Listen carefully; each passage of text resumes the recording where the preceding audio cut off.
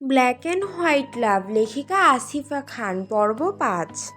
এক ঝাঁক পাখি উড়াল দিয়েছে শূন্য আকাশের পানে। গোধূলি বেলার সাথে পাখিদের খুনসুটি সময়টাকে আরও বেশি মনোমুগ্ধকর করে তোলে। আচ্ছা, পাখিরাও কি একে অপরের মনের কথা বুঝতে পারে? ফারহাদ তার পুরো কথা শেষ করলো আসিলের বিপরীত দিকে মুখ করে, যার ফলে আসিল তার পাশে বসে থাকা অদ্ভুত এবং গম্ভীর মানুষটির মুখমণ্ডল দেখার কোনো সুযোগ পায়নি। ফারহাদের কথা শুনে আসিল একটু অবাক হলেও সেটা প্রকাশ করল না। আসিল এই গম্ভীর মানুষের কথার পরিপ্রেক্ষিতে কি বলবে সে বুঝতে পারছে না, কিন্তু তারপরও আসিল বসে থাকলো। তার পাশের মানুষটির মুখ থেকে একটা ছোট্ট শব্দ ধন্যবাদ শোনার আশায়, কিন্তু আসিলকে সম্পূর্ণ ভুল প্রমাণ করে দিয়ে তার পাশের অদ্ভুত মানুষটি তার কথা শেষ করার পরে আর একটা কথাও বলল না। সে আগের মতো স্ট্যাচু হয়ে বসে রইল। আসিল গাড়ির জানালার বাইরে শূন্য আকাশ পানে তাকিয়ে এক তপ্ত নিঃশ্বাস ছাড়ল।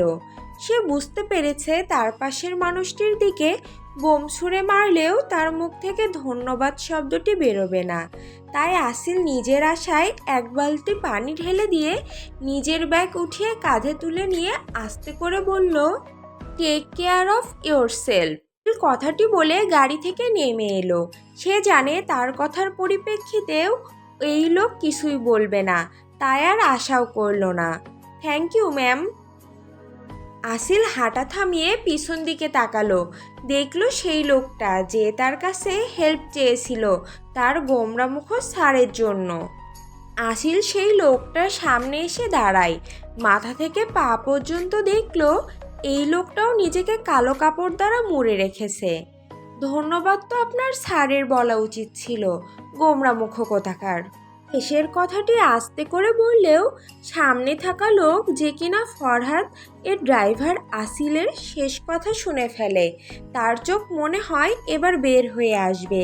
সে ফারহাদের কাছে প্রায় 4 বছর ধরে কাজ করছে। ফারহাদের আচার আচরণ, ব্যবহার, কথাবার্তা, রাগ, জেদ সব কিছুর সম্পর্কে অবগত হওয়ার পরেও সে বা ফারহাদের আন্ডারে কাজ করা হাজার হাজার কর্মচারী ফারহাদের সামনে তো দূরের কথা, পিঠ পিছনেও এরকম কথা বলার সাহস নেই। সেখানে এই মেয়ে যে কিনা ফারহাদকে চেনে পর্যন্ত না, সে ফারহাদকে গোমরামুখ বলে দিল। এই যে স্যারের চামচা, নাম কি আপনার? লোকটির ভাবনায় ছেদ পড়ল। সে দ্বিতীয়বারের মতো অবাক না হয়ে পারল না। আমতা আমতা করে বলল, তানভীর। ও, তো তানভীর, আপনার স্যারকে বলে দিবেন ক্ষত হাতে পানি না লাগাতে, ঠিক আছে? Okay ma'am. আসিল আর সময় নষ্ট না করে জায়গায় প্রস্থান। তানভীরও নিজের ড্রাইভিং সিটে এসে বসলো। গাড়ি স্টার্ট দেওয়ার পূর্বে তানভীর পিছন দিকে তাকিয়ে ফারহাদকে বলল, স্যার, ম্যাম বলল যে হাত। তানভীরের কথা শেষ হওয়ার আগেই অ্যাটিটিউডের সাথে ফারহাদ নিজের ডান হাত উঁচু করে তানভীরকে থামিয়ে দিয়ে বলল, সব শুনেছি আমি। তানভীর একটা শুকনো ঢোক গিলে গাড়ি স্টার্ট দিল। হোস্টেল। আসিল ক্লান্ত শরীর নিয়ে রুমে প্রবেশ করলো। কাঁধের ব্যাগটা বিছানার উপর রেখে বেড সাইড টেবিল থেকে পানির জগ থেকে পানি গ্লাসে ঢেলে গ্লাস হাতে নিয়ে বারান্দায় চলে গেল। গ্লাসে চুমুক দিয়ে বাহিরের পরিবেশ উপভোগ করতে লাগলো। আসিল, কখন এসেছিস? পিছন দিকে তাকিয়ে দেখলো আয়েশা নিজের ভেজা চুল টাওয়াল চালাচ্ছে। আসিল মুচকি এসে রুমে প্রবেশ করলো। এই তো একটু আগে। যা, শাওয়ার নিয়ে নে, তারপর বাইরে যাব। ওকে। আসিল ওয়াশরুমে ঢুকে গেল আর আয়েশা তার ভেজা জামা কাপড় শুকাতে দিতে বারান্দায় চলে গেল। বেশ কিছুক্ষণ পরে আসিল নিজের মাথার তোয়ালে পেঁচিয়ে বেরিয়ে এলো। কাপড় মেলে দিয়ে ড্রেসিং টেবিলের সামনে এসে দাঁড়ালো। মাথা থেকে টাওয়াল খুলে নিতেই তার ঘন কালো কোমর পর্যন্ত লম্বা চুল ছড়িয়ে পড়ল। আসিল নিজের হাতে চিরুনি চুলের উপর বসালো।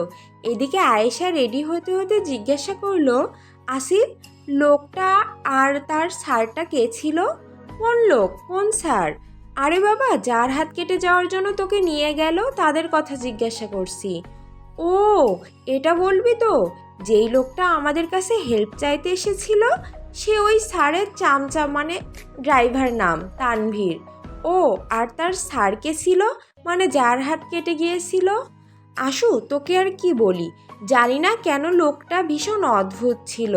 হাতের ক্ষতটা গভীর থাকা সত্ত্বেও তার মধ্যে কোনো হেলদোল ছিল না, কেমন স্ট্যাচুর মতো বসেছিল। লোকটার চেহারা দেখিসনি কেমন দেখতে?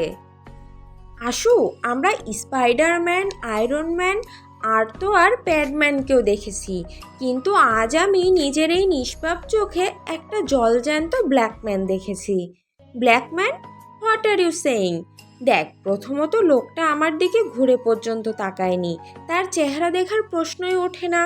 আর দ্বিতীয়ত, আমি কতগুলো কথা বললাম আর আমার সব কথা শুনে লোকটা আমাকে শুধু একটা কথাই জিজ্ঞাসা করলো। কি কথা? What is your name? ফারহাদের মতো গম্ভীর আওয়াজ করে। কিন্তু একটা কথা কি জানিস আশু, তুই তো জানিস আমার রক্ত দেখলে কত ভয় করে, কিন্তু তখন আমার তার হাতের ক্ষতটা দেখে ভয় লাগেনি, বরং কোথাও একটা কষ্ট অনুভব হচ্ছিল। জানি না কেন আমার খারাপ লাগছিল। আয়েশা নিজের জায়গা ছেড়ে আসিলের দিকে এগিয়ে এসে আসিলের হাত থেকে চিরুনিটা নিয়ে তার চুল আঁচড়ে দিতে লাগলো। Okay darling, now change this topic. ওদের কথা বলার মধ্যেই আসিলের ফোন বেজে উঠল। স্ক্রিনে বড় করে লেখা ভাই। আসিল আয়েশার দিকে দুষ্টু হেসে ফোন রিসিভ করলো।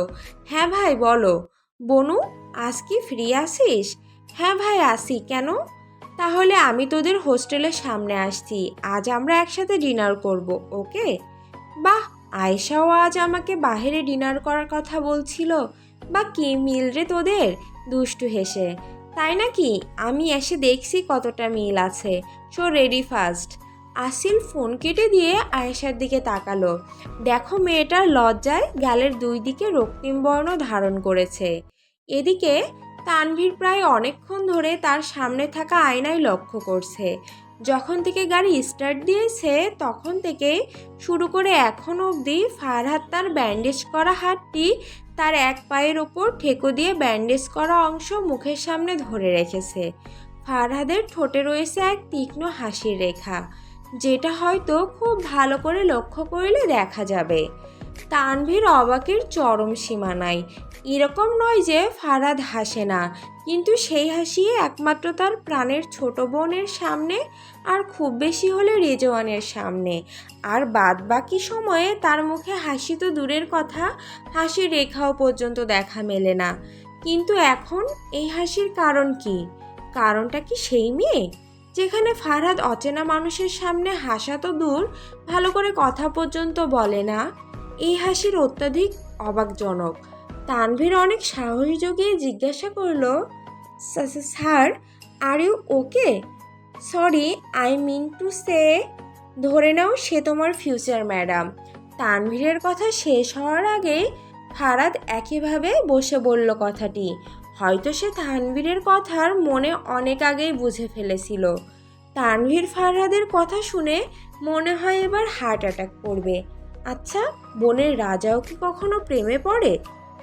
আসিল হোস্টেলের সামনে দাঁড়িয়ে আছে, একটা সাদা ফুল হাতা হাঁটু পর্যন্ত লম্বা শার্ট, তার সাথে ঘিয়া কালারের প্লাজো আর ম্যাচিং হিজাব। আসিলের সামনে এসে থামলো একটা লাল গাড়ি। গাড়ি থেকে নেমে এলো আয়ান, সাদা শার্ট আর কালো জিন্সে। তাকে খুব সুন্দর আর হ্যান্ডসাম লাগছে। ভাই, আজ তো তোমাকে ভীষণ হ্যান্ডসাম লাগছে। রহস্য কি? দেখতে হবে না আমি কার ভাই? হ্যান্ডসাম তো লাগতেই হতো। আর তোর বন্ধু কই, ও যাবে না? না, যাবে না। কেন? কেন যাবে না? মানে কি সমস্যা, কি হয়েছে? জানি না, শুধু বললো সে যাবে না। যাবে না বললেই হলো? তুই যা, ওকে ডেকে নিয়ে আয়, আমি ওয়েট করছি না হয়। আমি বললে আসবে না। তুমি একবার ট্রাই করে দেখতে পারো। আমি? আমি কি করব? সেটা তুমি জানো। এবার যাও, আমি দাঁড়িয়ে আছি।